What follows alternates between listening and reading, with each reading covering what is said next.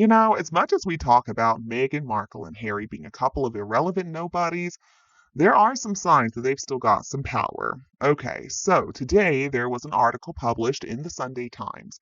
The headline: Harry and Meghan's fifth departure of the year as PR chief exits. Now, this is not a good thing for Archewell. I mean, we already knew Archewell was in a lot of trouble. Meghan and Harry's employee retention rate is absolutely pathetic. Without a doubt, this is not the kind of article that Harry and Meghan want to see published. And so, basically, right after they published the article, all of a sudden, without any explanation, they took it down. I mean, how do they make this stuff happen? Honestly, who cares what they think at this point? Clearly, they've still got some pull. Thanks to some internet sleuths out there, the page was already archived before it was taken down. So luckily, we have access to it, and we're going to share with you the contents. So Ashley Hansen first started working with Prince Harry and Meghan Markle back in May of 2022. She has been their media chief at Archewell Foundation ever since then. She's a really important member of the team. She's been responsible for Meghan and Harry's PR strategy on multiple occasions, some of the most high-profile ones, ever since they left royal life and moved to the US back in 2020, including the publication of Harry's book Spare in January and their Netflix series that came out last December. She was also handling their PR all throughout the late Queen's funeral back in September of last year. So essentially, Ashley Hansen has been running their PR for nearly 2 years now. It's not been an easy job, of course, thanks to their awful behavior, but she's done the best that she could. Now we're learning that she's decided to jump ship altogether, and she marks the fifth senior member of staff to leave Meghan and Harry in the past year. They are losing employees left, right, and center. They can't hold on to anybody. We got some ideas about why, but let's take a look at what this article has to say. Well, so first of all, we can rule out the idea that maybe Ashley Hansen is leaving this job for a better job. According to a source, quote, Ashley has been putting the feelers out for doing some freelance work on her own. It hasn't worked out with Harry and Meghan. She is really good and highly rated by their team. It's just the clients don't always listen to the advice, end quote. Well, that's about what we thought, isn't it? I mean, I can't imagine how hard it is to do PR for a couple of people who literally will not listen to any advice from anyone and believe they know better in every situation, even though they don't. They don't know anything about how to make themselves look good. And that's the crazy thing about them. I mean, they continue to take their own advice and refuse to listen to anybody else, even though on their own they've gotten nowhere. When Ashley Hansen was hired, she came with about a decade of PR experience. She knew what she was doing. She had worked at Universal Film Entertainment Group and also NBC Universal Media and the United Talent Agency. And so as a result of her appointment, Meghan and Harry started to adopt a quote, more relaxed approach to some media. Interestingly enough, according to this article, it was Ashley Hansen who got them involved with some of the British press again. You might remember that back in 2020, right after Megxit, they declared that they wouldn't engage with the British press anymore. They wouldn't do interviews, they wouldn't accept phone calls. Under Ashley Hansen's guidance, though, they took a more collaborative approach with some publications. For example, during Invictus, apparently there was a WhatsApp group that included tabloid journalists, and they were regularly briefed on Meghan and Harry's activities, what Meghan was wearing, and also, of course, the fact that she did her own hair and makeup while she was there. And I think Ashley was really trying to help the two of them out with this approach because she knew that US publications just were not so interested in the two of them. If they were going to have any hope of getting attention in the media, they also needed to be in contact with British media outlets too. Meghan and Harry have only been in the US for what, less than 4 years? And already they have gone through so many different employees. So, for example, Ashley Hansen replaced Toya Holness. She was Meghan and Harry's head of communications for less than a year, just from July of 2021 until May of 2022. And before that, she had worked as their press secretary and global press secretary. Anyway, she's got a better job now. And then before her, their head of communications was a lady named Christine Shermer.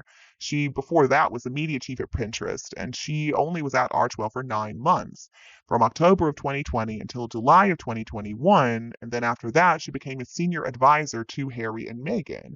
So it's not a good sign that the staff simply don't want to stay in their roles. It does suggest that working for Meghan and Harry is less than desirable. So, as much as Harry and Meghan want to act like everything is okay, obviously it's not, because there were other departures from Archewell too. For example, earlier this year, they lost Ben Browning, who used to be the internal content head of Archewell Productions, and then they also lost Farrah Taylor, who was responsible for leading Archewell's marketing team. So when she announced their departures in January, Ashley Hansen said that Browning and Taylor had, quote, exceeded expectations and made their mark within the cultural zeitgeist. And doesn't that sound just like something Meghan Markle would say, trying to put some spin on a very negative thing to make it sound positive? But we're not believing it. We're simply not that gullible. The thing is, Meghan and Harry had professionals working for them. I mean, these people know their stuff. They have a lot of experience, and they weren't going to put up with being told what to do by a couple of nobodies who don't know what they're talking about. That's part of the reason that they're losing all these employees, probably one of the biggest reasons, actually. And can you imagine being a producer working with Meghan Markle, and she's coming at you with these insane ideas, and you've got no choice but to go along with it? It would be a miserable position to be in. Another big problem is that these people do not want their reputations to be harmed by the content that Meghan and Harry are putting out. I suspect that's exactly why Meghan and Harry's former top aide, Mandana Dayani, an Iranian-born activist and entrepreneur, quit her role as president of Archewell after less than 18 months in the job, basically right after the release of the first trailer of Harry and Meghan's stupid docu-series creatively titled Harry and Meghan. According to Ashley Hansen at the time, her transition was mutually planned with intent for the Duke and Duchess to now take full lead of their company, end quote. But come on, we know what that was all about. Let's remember that in the trailer, they included all that very misleading footage that wasn't even of any event Harry and Meghan had ever been to, and they tried to make it look like the media was constantly hounding Harry and Meghan. For example, they used footage from the premiere of Harry Potter. Harry and Meghan were not even there. There's every chance that she tried to discourage Harry and Meghan from including that kind of stuff, but they wouldn't listen, and she wasn't going to have her reputation harmed as a result. And then, shock of all shocks, Rebecca Sananas left her role as head of audio at Archwell in that same month, and this was after she had worked with Megan on her Archetypes podcast series. Yeah, got a very good idea about why she didn't want to stick around anymore. She knew it was going to be an absolute flop. She was there. She saw what a steaming pile of crap it was, and she didn't want her name attached to that company anymore. I cannot blame her, especially now that we know how that little deal turned out after Spotify dumped the two of them back in June. I mean, how could anybody forget what Bill Simmons, Spotify's head of podcast innovation and monetization, said about Harry and Meghan? On his podcast, he said, quote, I wish I had been involved in the Meghan and Harry leave Spotify negotiation. The effing grifters, that's the podcast we should have launched with them.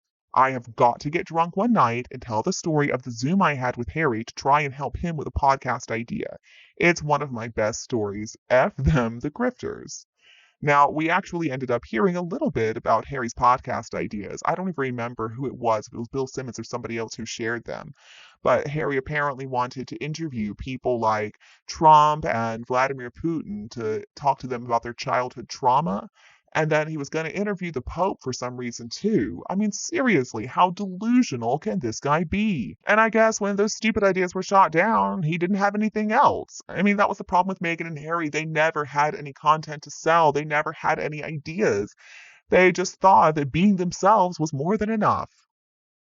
Another example of how Meghan and Harry are always screwing things up with these talented people. So in April of 2020, Harry and Meghan appointed Catherine St. Laurent as their chief of staff and executive director at Archwell. And she used to be the communications chief for Melinda Gates at the Bill and Melinda Gates Foundation. She didn't stick around though, she ended up leaving the following March. Again, it's because the two of them are impossible to work with. Harry and Meghan have also faced no shortage of publicity disasters throughout this year. And the culmination of it probably came this month when The Hollywood Reporter included them on the biggest losers of 2023 list. I mean, they said that the problem was their whiny Netflix documentary, whiny biography, and an inert podcast saying the Harry and Meghan brand swelled into a sanctimonious bubble just begging to be popped. I just wish I had been a fly on the wall in that Olive Garden looking Montecito McMansion when Megan read that one. Can you imagine the look on her face, the reaction? She probably pitched a fit in the floor just like a toddler. And that's not all. Harry and Meghan were also made fun of on South Park. I mean, that episode featuring the Prince and Princess of Canada on their worldwide privacy tour was not only hilarious, but it was spot on. And interestingly enough, I think it was that episode that really made most mainstream people dislike them. They started to see Harry and Meghan for who they really are. And for that, I'll be forever grateful to South Park. And that wasn't all. Then Family Guy took a swipe at them as well, with Harry and Meghan sitting around that pool and the butler coming to bring Harry some money. I don't remember what it was, a check for $1 million or something from Netflix, and asking him what he did for it. And he said he didn't even know. It's no wonder that Harry and Meghan are so perfect for late night comedians and cartoons. The jokes write themselves. And according to this article, it was Ashley Hansen who released that statement on their behalf describing a near catastrophic car chase by the paparazzi through the streets of Manhattan. A claim that, according to this article, came under question when it was challenged by the photographers and the New York Police Department's alternative version of events. The driver of the taxi in which they briefly traveled said, "I don't think I'd call it a chase." Even though at some point we may hear some ridiculous story about why Ashley Hansen decided to leave Archwell, I think it's pretty obvious why. Harry and Meghan are impossible to work for, they're impossible to work with. Honestly, I don't know who Harry and Meghan are going to be able to get to work for them in the future.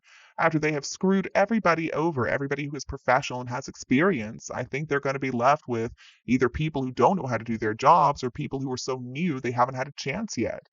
Either way, I think it's about time that Harry and Meghan accept the fact that they are the problem. They are the reason that they can't hold on to any employees. All right, now I want to share with you a few of your comments that you shared on the video still on the naughty list. Sussex wants to see King Charles for Boxing Day, but will get a big snub. I wanted to know if you all think there's any chance that Harry and Meghan will return, so let's see what you had to say. First of all, we got a comment from Donna Duffy. Donna writes, she expects the British people to just forget the words were never said. Thing is, the British public are not narcissistic. They will remember those words were said and the accusations were made. You can't just accuse people of terrible things and expect they will forget what you said. Donna, you're 100% spot on. And that's the insane thing about Meghan. I mean, does she have a memory that's as messed up with Harry's? Has she abused drugs as much as he has? Because it does seem like she believes that whatever she does, whatever she says, is going to be automatically forgotten by everybody. She seems to really not be able to grasp the fact that people have long memories. We are paying attention. We know what she's all about. Anyway, thanks again for your comment, Donna. Next comment is a powerful one from Diane. Diane writes, we in the UK will never accept them back. If Charles does not deal with these two, the people will do it for him. I would rather see the end of the monarchy than see those two rewarded for what they have done. And Charles's ridiculous statements that his work is so important that he can't deal with the Markles is total BS. He is weak and a fool, and the people are not buying it. Without our support, he is finished, and somebody in the family needs to get through to this entitled, overprivileged man. He needs to step down. He has lied and covered up for the Markles for way too long, and we have had enough. And also, meddling in politics is a big no-no. If he can't be neutral, then he needs to stop his preaching. It is simply not his place nor his right. I think many people of the UK agree with you, Diane. I think many people are very disappointed in what we perceive as King Charles's weakness towards dealing with the two traitors. It's time that he take a stance, and he shouldn't just let William deal with this problem on down the line. He needs to deal with it now. All right, everybody, that is all the time we have today. I want to say thank you so much to everybody who's been commenting. I can't wait to read what you have to say. So please, in this video, let me know what you think of all Meghan and Harry's staff jumping ship. Do you think it's just coincidence, or is it because they're impossible to work with? As always, if you enjoyed this video, please don't hesitate to like and share it with anybody else who would appreciate it too. And please, if you've got a free moment, head over to the King-Charles channel to report them again for stealing content. If you like what my channel has to offer, please don't hesitate to subscribe to get more updates from me. Thank you so much for tuning in. You have a wonderful Christmas, and I'll be back to see you in the next videos.